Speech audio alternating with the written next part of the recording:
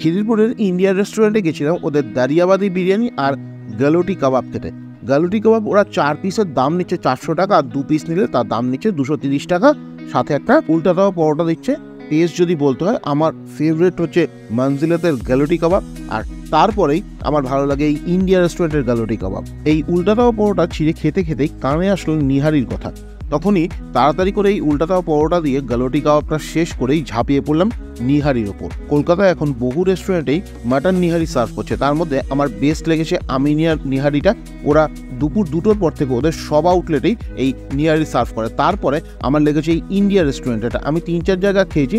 আমার প্রথম অপশন হচ্ছে আমিনিয়ার নিহারি, তারপরেই এই ইন্ডিয়া রেস্টুরেন্ট যারা সন্ধেবেলা নিহারি বানায় আর সকালবেলা ওরা পায়া বানায়। আরেকটা ভালো অপশন হচ্ছে হ্যাংলাথিরিয়াম, যারা শুক্র শনি রবি এই 3 দিন নিহারি সার্ভ করছে সকাল 9টার পর থেকে। দাম, কোয়ালিটি, কোয়ান্টিটি সব কিছুতেই আমিনিয়া অনেক ওপরে।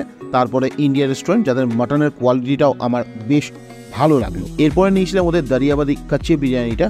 কলকাতার মধ্যে বেস্ট কাচ্চি বিরিয়ানি কিন্তু আমার ইন্ডিয়া রেস্টুরেন্টের আগে। এটা নিয়ে এখন বেশি কিছু বলবো না, একটা আলাদা এপিসোড এটার জন্য করতেই হবে। একদম শেষে ওদের শাহি টুকরাটা ট্রাই করলাম, এটা অসাধারণ ছিল খেতে, একদম চেরি অন দ্য টপ।